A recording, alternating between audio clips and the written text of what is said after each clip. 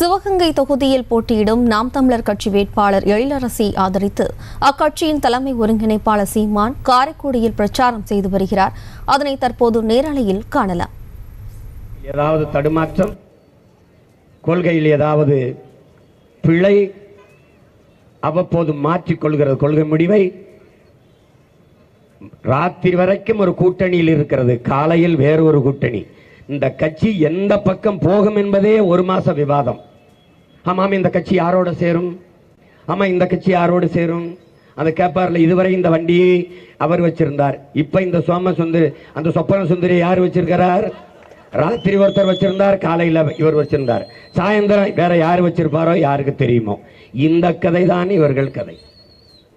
இது கேடுகட்ட ஒரு அரசியல் வியாபாரமாக மாறி நிற்கிறது.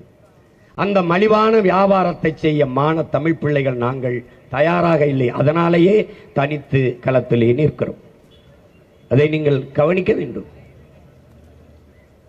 இங்கே நீட்டை ஒழிப்பேன் என்று ஐயா ஸ்டாலின் அவர்கள் சொன்னார்கள், அம்மையார் கனிமொழி அவர்கள் சொன்னார்கள், அருமை தம்பி உதயநிதி ஸ்டாலின் அவர்கள் சொன்னார்கள். இந்த நீட் என்பதை என் அன்பு மக்கள் புரிந்து கொள்ளணும். என்ன நீட்ல பிரச்சனை அப்படின்னு? இந்த நீட் என்பது 12ஆம் வகுப்புல நீங்க 1200 மதிப்பெண்கள், அதுல 1199 மதிப்பெண்கள் வாங்கியிருந்தாலும் நீங்கள் மருத்துவ கல்வி படிக்க தகுதி பெறவில்லை. நீட் தேர்வு எழுதி நீங்கள் தேர்ச்சி பெற வேண்டும். ஆனால் 1200க்கு ஒரு 850 வாங்கி அந்த எல்லையிலே தேர்ச்சி பெற்ற, பார்டரிலே பாஸ் பண்ண ஒருத்தன் நீட் தேர்விலே தேர்ச்சி பெற்று விட்டால் அவன் மருத்துவ படிப்புக்கு தகுதியானவன் ஆகிறான். 1200க்கு 1199 வாங்கின ஒரு மாணவன், ஒரு மாணவி நீட் தேர்விலே தோல்விவிட்டால் மருத்துவ கல்வி படிக்க தகுதியற்றவர் ஆகிவிடுகிறார். அப்புறம் நீட் கோச்சிங் வேற தனியா படிக்கணும்.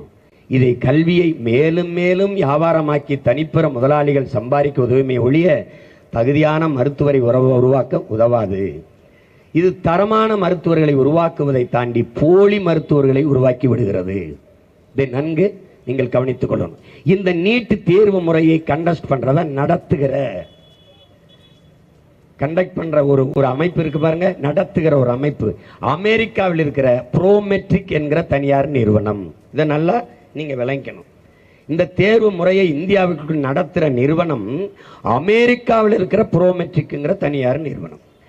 இந்திய நாட்டின் நல்ல தரமான மருத்துவர்களை உருவாக்கி தர அமெரிக்காவில் இருக்கிற ப்ரோமெட்ரிக்ங்கிற நிறுவனம் எந்த மாரியாத்தா கோயில், காளியாத்தா கோயில், எந்த மாதா கோயில், இல்லை எந்த பள்ளிவாசல்ல போய் நேர்த்திக்கடன் நேர்ந்துக்கிட்டு வந்துச்சு? இல்லை.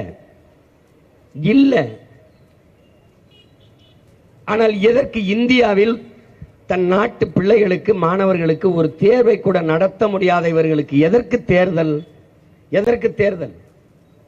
எதற்கு ஒரு தேர்வு எப்படி தகுதியான மாணவனை உருவாக்கிவிடும்?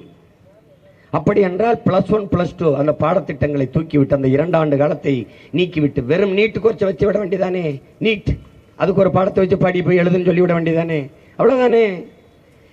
மாணவர்கள் மருத்துவர் ஆகணுமா நீட் எழுதணும், மாணவர்கள் நீதிபதி ஆகணுமா பரீட்சை எழுதணும், மாணவர்கள் IAS ஆகணுமா தேர்வு எழுதணும், மாணவர்கள் IPS ஆகணுமா தேர்வு எழுதணும். ஆனா இதை எல்லாவற்றையும் நிர்வகிக்கிற முதலமைச்சர் மங்குன்னியாக இருந்தால் போதும், ஒன்றும் தேவை கிடையாது, ஒண்ணுமே கிடையாது. நீ வேணா பண்ணு. எல்லாருக்கும் தேர்வு வச்சது போல இப்ப நான் மருத்துவக் கல்லூரி டீனுங்க, தலைவருங்க, நான் எந்த மருத்துவக் கல்லூரிக்கு போகணும், எந்த மருத்துவமனைக்கு போகணும், அதெல்லாம் தீர்மானிக்கிறது யாருங்க? இந்த மங்குனி அமைச்சர் தாங்க. நான் IAS எந்த ஊர்ல போகணும், எந்த இலாக்காவுக்கு போகணும் தீர்மானிக்கிறது யாருங்க? நம்ம மங்குனி தத்திகள் தாங்க, இந்த தத்திகள் தான். நான் IPS எங்க போய் வேலை செய்யணும், யார் எனக்கு தலைமைச் செயலாளர் இருக்கணும், எல்லாத்தையும் மாத்துறது தீர்மானிக்கிறது இவங்க தான். இது எல்லாத்தையும் கட்டி நிர்வாகம் செய்கிற இவர்கள் எழுதிய தேர்வுகள் என்ன? ஏன் நீ தேர்வு எழுதக்கூடாது? வா ஒரு பரீட்சை வைப்போம். உலக அரசியல், உலக அறிவியல், புவியியல், வரலாறு, வேளாண்மை எல்லாவற்றையும் ஒரு பாடத்திட்டம், ஒரு சிலபஸ் ஆக்கு, சட்டம் எல்லாத்தையும் ஒரு பாடமாக்கி நீ எம்எல்ஏ ஆயிட்டா வெளியில் வா, நீ எம்பி ஆயிட்டா வெளியில் வா. இப்போ ஒரு தேர்வு, இதில் எவன் முதல் மதிப்பெண் வாங்கிட்டு வர்றானோ அவன் முதலமைச்சருங்க, எவன் அதிக மதிப்பெண் வாங்கி வர்றானோ அவன் பிரதமருங்க. இப்படி வச்சா இந்த மோடி, இந்த ஜாடி, இந்த ஸ்டாலின், இந்த எடப்பாடி எவராவது ஒருத்தர் இந்த பதவிக்கு வந்திருக்க முடியுமா? அப்போ நாங்கள் சொல்கிறோம், இனி நீ வரும்போது தேர்வு எழுதி வா, அப்போ நான் அறிவார்ந்த தகுதி வாய்ந்த தலைவர்கள் எங்களை ஆள்வார்கள். இந்த மாறுதலை கொண்டு வருவதற்கு பேர் என்ன? அடிப்படை அமைப்பு அரசியல் மாற்றம். செய்திகளை உடனுக்குடனும் துல்லியமாகவும் தெரிந்து கொள்ள சப்ஸ்கிரைப் பண்ணுங்க.